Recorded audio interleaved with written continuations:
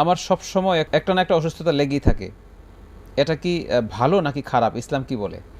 দেখুন, অসুস্থতার বিষয়টা কয়েকটা কারণে হয়। প্রথমত, স্বাস্থ্য সচেতনতা যাদের নেই জি, তাদের এগুলো একটু বেশি হয়। রসুল্লাহ সাল্লাল্লাহু আলাইহি ওয়াসাল্লাম সাল্লাল্লাহু খাবারের আলাইহি ব্যাপারে সুন্দর একটা দিক নির্দেশনা দিয়েছেন।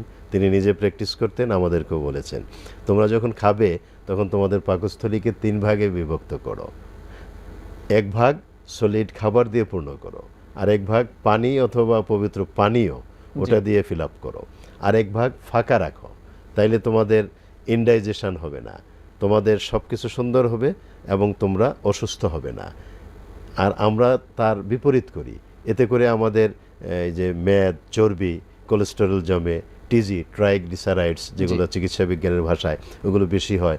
ফলেতে আপনার যে এই যে শরীরের শিরা ভেইনগুলো ওইগুলো শুরু হয়ে যায়, ওখানে চর্বি জমে, কোলেস্টেরল জমে এবং একটা পর্যায়ে রক্ত চলাচলে বাধাগ্রস্ত হয়। ফলে রক্তটা এখানে আঘাতপ্রাপ্ত হয়ে হার্ট অ্যাটাক হয়। আবার ওটা যখন ব্রেনে পৌঁছতে না পারে তখন ব্রেন স্ট্রোক হয়। সুতরাং এই সব কিছু কিন্তু ওই যে খাবার দাবারের কারণে হয়, আর খাবার দাবারের কারণেই অসুস্থতাটা হয়। আমাদের সবারই যদি খাবার দাবারের নিয়ম নীতিটা মেনে চলি সচেতনভাবে, তাহলে আশা করা যায় ইনশাল্লাহ আমরা অসুস্থ হব না। দুই এক ক্ষেত্রে এমন কিছু হতে পারে যেটা আপনার ওই যে ইনহেরিটেন্স, উত্তরাধিকারী সূত্রে বাবা মার কাছ থেকে কিছু কিছু অসুস্থতা ছেলেমেয়েরা পেয়ে থাকে, ওটা হয়।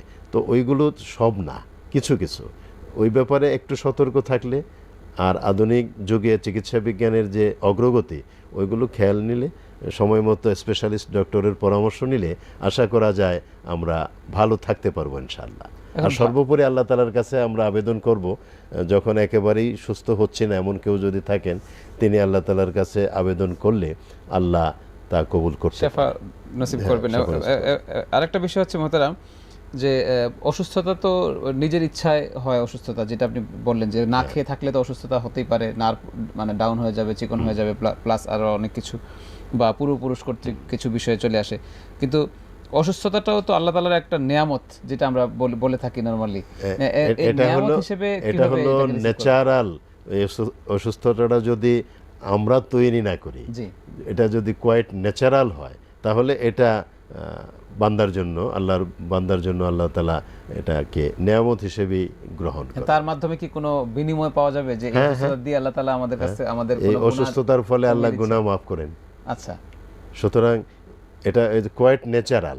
যেটা আমরা নিজেরা তৈরি করি ওই ক্ষেত্রে কিন্তু আল্লাহ এটাকে গুনাহ মাফের উসিলায় বানাবেন না। আমরা আমাদের অজান্তে অনেক ভুল করে ফেলি, এবং সেই ক্ষেত্রে যখন আমি অসুস্থ হয়ে গেলাম, এটা হলো আমার জন্য একটা নেয়ামত এবং একটা পরীক্ষা। এই পরীক্ষায় আমি উত্তীর্ণ হব ইনশাল্লাহ, এবং আল্লাহ এটাকে ওই সওয়াব দিয়ে, গুনাহ মাফ করে সওয়াব দিয়ে পরিপূরক হিসেবে আল্লাহ কবুল করে নেবেন। তার মানে হচ্ছে যে কোনো অসুস্থতাকে আমি নেয়ামত বলতে পারি না? না, যে কোনো অসুস্থতাকে না, কোয়াইট ন্যাচারাল, যেখানে আমার কোনো হাত নেই। কিন্তু কোনো অসুস্থতাতে তো কারোর হাত থাকে না, হাত থাকলে তো অসুস্থ কেউ হবে না। ওই যে কিছু বিষয় আছে যেটা নিজে তৈরি করে নিলাম, একটু আগে যেটা বললাম, এখন সারাক্ষণ পানিতে পড়ে রইলাম, আমার তো ঠান্ডা লাগবেই। আমি এসি কে যদি একেবারে এমন 16তে দিয়ে কয়েক ঘন্টা ওখানে বসে থাকি, শরীরে কাপড় চোপড় নেই, তো তখন তো আমার ঠান্ডা লাগবে। আর তখন যদি আমি বলি আল্লাহ আমি তো অসুস্থ হয়েছি, আমাকে মাফ করো, তা আল্লাহ তখন মাফ করবে, এটা আমি কিভাবে বলবো? আল্লাহ চাইলে তো তখনও মাফ করতে পারে, কিন্তু আমি আল্লাহর কাছে এটা তো এই কারণে ওইভাবে উপস্থাপন করতে পারি না, কারণ এর জন্য আমি দায়ী। প্রসিডিউর অনুযায়ী আমাকে চিকিৎসা নিতে হবে, এবং আস্তে আস্তে আল্লাহর কাছে মোনাজাত করতে হবে, আল্লাহ তাআলা আমাকে ক্ষমা করেন এবং আমাকে সুস্থ করে দেন।